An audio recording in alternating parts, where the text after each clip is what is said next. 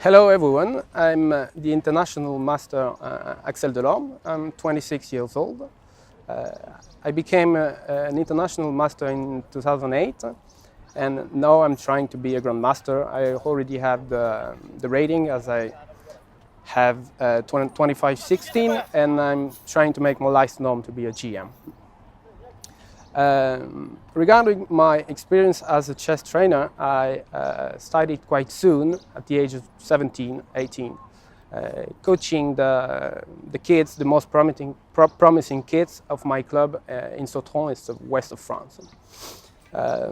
Today I'm playing for the Clichy team, which is one of the best teams here. Then after I went abroad for my studies in Italy and Spain and had a chance to continue teaching chess, and that was really a great opportunity. So regarding my approach of teaching, I've noticed in these years that beginners should be more cautious about development in openings and king safety. Everyone knows that things, but sometimes we just forget it. And the second thing I'm concerned about in this method is engine evaluation. I see too many people care too much about computer evaluation and studying too much with engines. Of course, engine is a fantastic tool for best chess player for us sometimes because it gives us right away an evaluation of the position, but that's not like this. We understand general principle of chess. So in this method, I'll try not to put on the engine and try to focus on the most principal things you have to know in chess. So I will show you a lot of games of champions from the past and champions from today.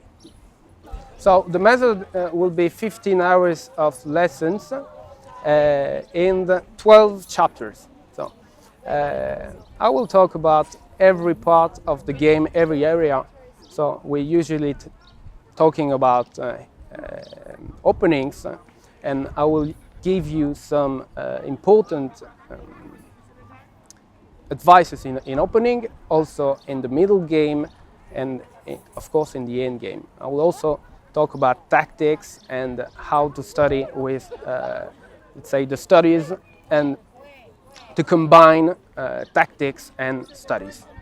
I think one very important thing I have to say is accessible to everyone, from the beginner to the club player. So if you have any question, any suggestion, you can contact me and I'll be happy to answer you. See you soon.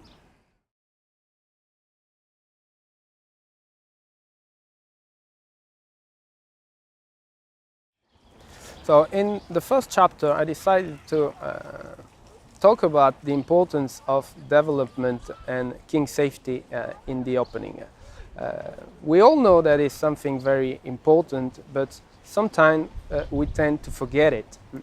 And I will show you three very interesting games played by Paul Morphy, which was best player at the end of the 19th century. He was American. So the first game we are going to look at is a game very famous called the Opera's game.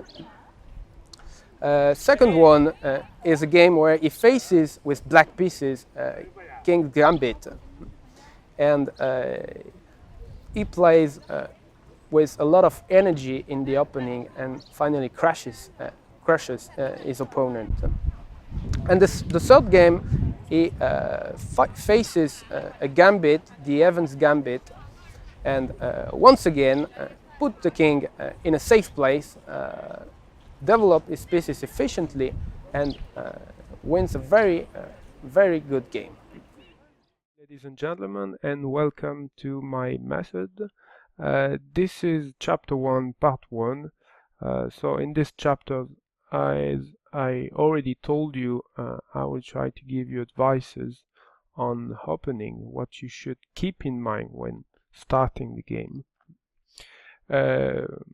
We will see today a game of Morphy, and we will continue in the second and third video to take a look at the guy who was considered in 1850 as the best player in the world.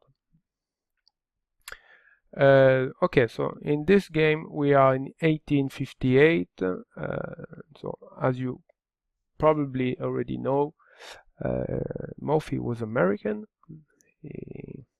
and in 58 he comes to Europe, and the first step is in Paris.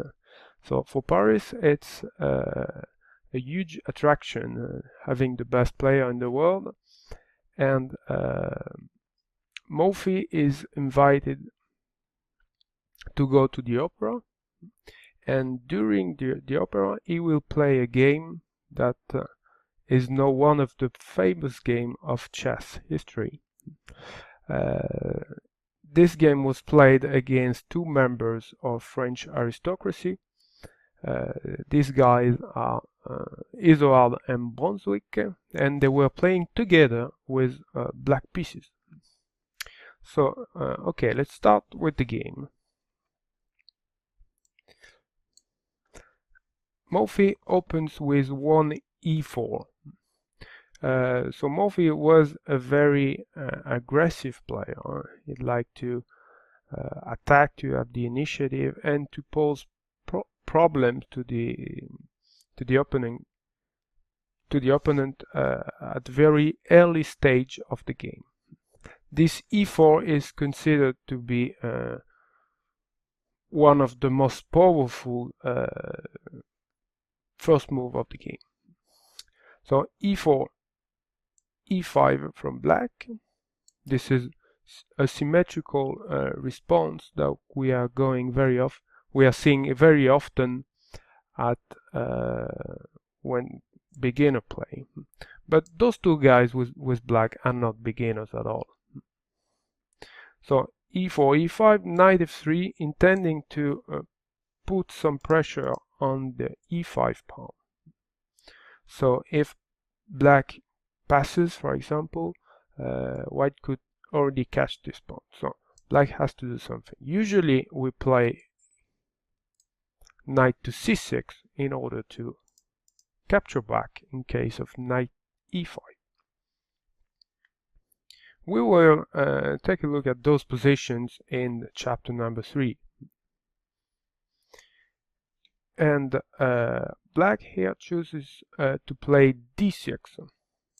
D6 like defending the pawn if knight takes e5, now d takes e5. The advantage of this move is now the bishop can, the light squared bishop of black can go out with, for example, bishop g4, bishop d7. And I would say that the drawback is black is not developing his pieces. One thing very important in the opening, in the early stage of the game, is to develop your pieces. Develop your pieces toward the center. This is very important.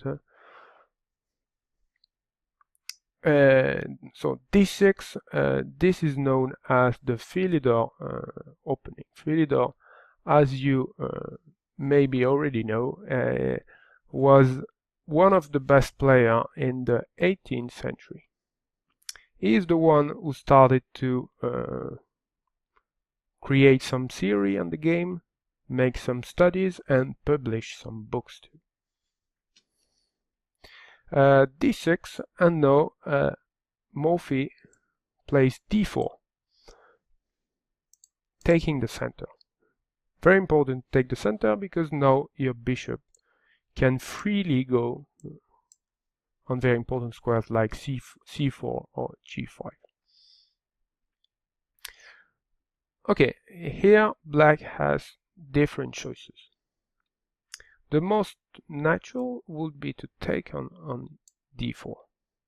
But after knight takes d4, we see that white has very centralized knight, and we'll continue playing, for example, knight c3, bishop e2, and castle. This is short castle, but white could also think about playing long castle. For example, knight f6, knight c3, bishop e7, bishop f4 or bishop g5, and then queen d2 and long castle. This is a possibility too.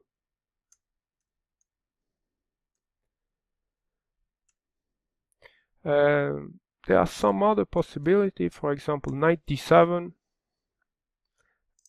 trying to protect the e5 pawn who is hanging, and now knight d7, white can play this move, bishop to c4, and this is quite annoying for black, because, for example, if knight f6, we can already play knight g5 and attacking twice the f7 pawn.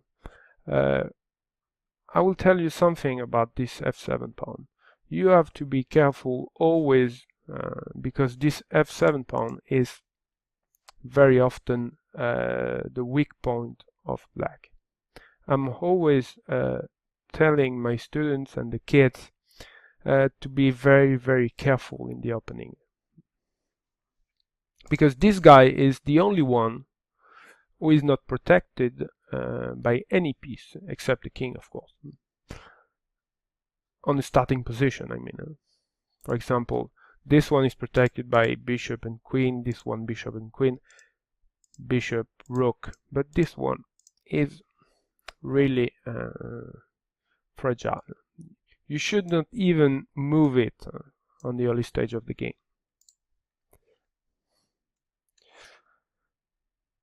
Okay, so we talk about knight d7, which I think is not the best. Knight f6 is possible too, letting the e5 pawn, but if d takes e5, no, knight takes e4, taking back the pawn.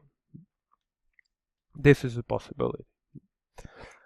And black here will play quite a strange move, bishop to g4,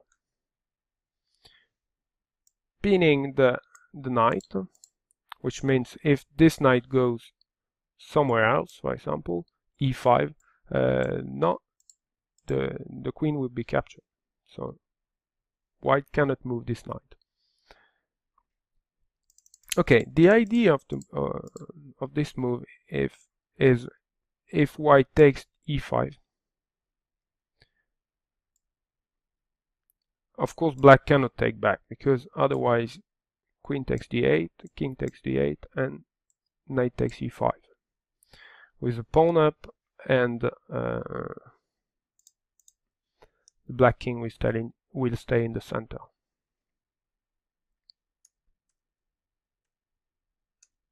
So here, black's idea is to play bishop take f3 and queen takes f3 in order to take back this pawn and to get a symmetrical pawn structure.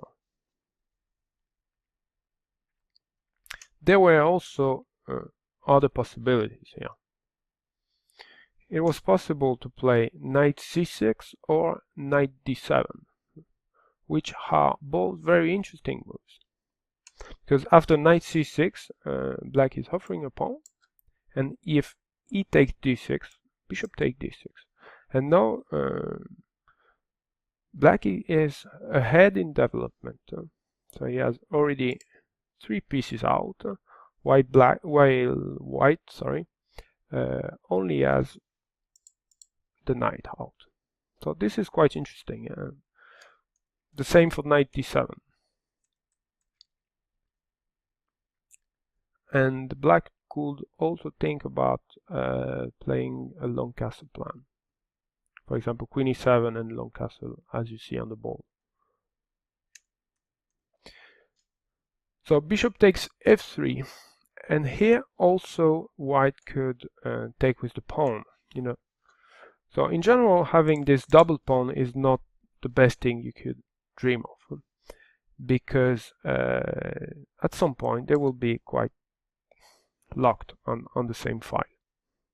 And one other thing, when you have like this double pawn on the king side, one day if you castle, this your king on the g file will be quite weak. But the point behind this move g takes f3 is to play after d e5, queen takes d8, king takes, and now f4 in order to exchange this double pawn and try to play on the weakness of the black king. And also with the pair of bishops. We will talk a lot about pair of bishops in my method. When you have the bishops, you should try to open up the position, because if the position is closed, locked on the center, the bishop will not be able to play efficiently. So this was Steinitz's suggestion. Steinitz was one of the best players of the time, but we will see that he has quite different approach of the game. He is more strategical, trying to play on weaknesses of the opponent. He doesn't fear endgames, while Morphy was more a direct player. He liked to attack early. So f4, now for example knight f6, fe5, knight e4, and bishop g2.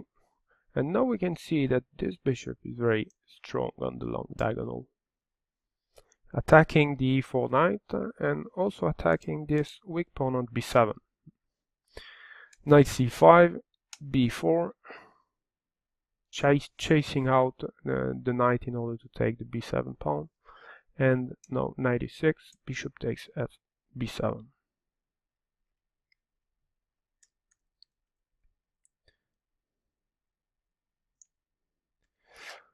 So queen f3, the move of Morphy, d5, and now bishop c4. And there is a huge weakness on f7. Here white is already better thanks to this bishop on c4. So knight f6, be always careful when your opponent put the queen on f3 or on h5 and the bishop on c4. Knight f6, and here you could continue the development. For example, knight c3 is a possibility, bishop g5 or castle. But here Morphy found a very beautiful idea. It's queen b3, attacking simultaneously the b7 and f7 pawn. Usually we tell the beginners not to move the same piece a lot of time in the opening. You should try to make all your pieces play. But here he is already winning some material, because if you attack 2 points at the same time, your opponent will not be able to play twice. So queen b3, this is a priority, the f7 pawn. So black decides to play queen e7, and now in case of bishop takes f7, queen takes. We could think that queen b7 here is good in order to capture the rook on a8. But here black has a very interesting idea. He plays bishop c5. And if we take the rook, no castle, and it becomes quite messy. We are an exchange up. So an exchange means we took a rook and lost a bishop or knight. Exchange is basically a rook against a bishop or knight. So here that's quite unclear. One, because our queen is trapped, and we are all our pieces on the first rank. So a lot of threat here for black. Queen c8 is also possible, but queen c8, king e7, queen takes h8, and now bishop takes f2. And the position is not clear at all. White is taking some material, but position is messy. So he prefers here to play knight c3. Of course, queen b7 was possible here, but black could exchange the queens. And this leads to an endgame where white has a pawn up, probably much better, but Morphy wanted to keep the queens and win as quickly as possible. He wanted to enjoy the opera. So he played knight c3. Knight c3, now c6, in order to impede a knight from coming to d5, in order to protect the b7 pawn with the queen. c6, and now he continues to develop the pieces, playing bishop g5 and also pinning this knight on f6. And here it's quite difficult for black to develop the pieces. This guy cannot go to d7 because of the b7 pawn hanging, and this one cannot go out because of the queen. So black tries b5 move in order to chase the bishop away, and now play move like queen b4. In that position, black should probably be slightly worse, but still can play a normal game.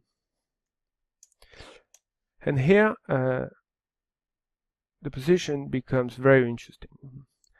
Morphy decides to play queen, knight takes b5, c takes b5, and bishop takes b5. So he took 2 pawns for a knight. So normally, if we made calculations, we took 2 pawns and lost 3. So we are 1 pawn down. But here it is very important to understand that black king stayed in the center. So we have to make something very quick and attack it before the king castles. So bishop takes b5, knight d7 is almost the same move, the only move, sorry. King d8, and now we can take on f6, and if g takes f6, queen d5 check, eating the rook.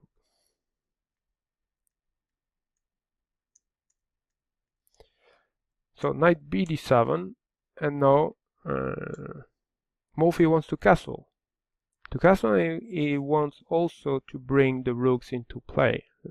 So of course short castle was possible, but playing long castle, you put your king on a safe place, and also your rook is coming into play. And here the threat is already to take on d7, because if white takes on d7, there will be no good way of capturing back. Because if you capture back with the knight, for example, you're just losing the queen with the bishop. So here black plays rook d8 in order to defend this guy one more time. So very interesting position. White is a piece down for 2 pawns.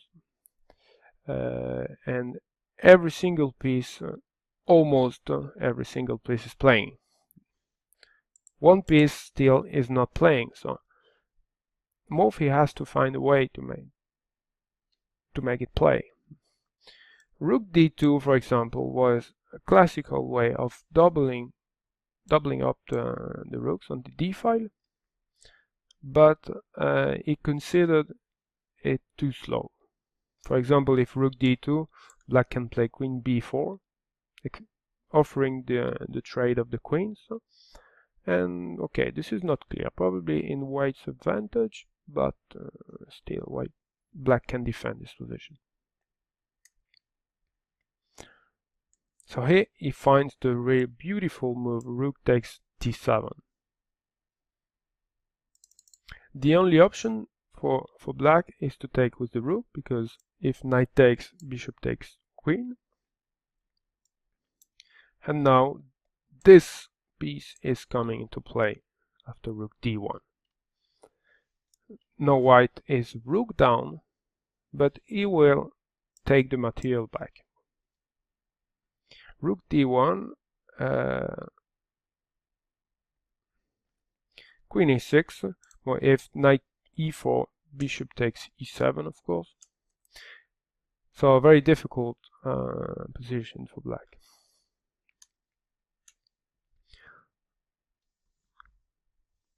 With black, they decide to offer the exchange of queens. So this is already a very important position. If we exchange queen in this position, white is still better. But when you are down in material, you should not exchange the pieces. Here you have to try at least to keep the queens on the board. And this move offers the possibility to white to make beautiful combinations which stays in history of chess. So bishop takes d7 with check on the king. Only move is to take with the knight. If queen takes d7, for example, queen b8, and then we are just going to take the queen on d7. Knight takes d7, and now we are the beautiful combination. Queen b8, sacrificing the queen. Knight takes b8, only move, and now rook to d8, checkmate. And white is a queen and a knight down, but there is just checkmate on the board. Very beautiful combination. So what can we try to remember from this game? What does this game is teaching us? The first thing is try to develop your pieces as fast as possible, as quickly as possible in the opening. Second thing is try not to exchange your light square bishop, because after exchanging your light square bishop, you will be weak on the b7 pawn, and you will also be weak on the f7 pawn, which is very important and vulnerable point of your position in the beginning of the game. Okay, so I hope you enjoy the game, and we'll see for the second part of this first chapter, still always with the game of Morphy.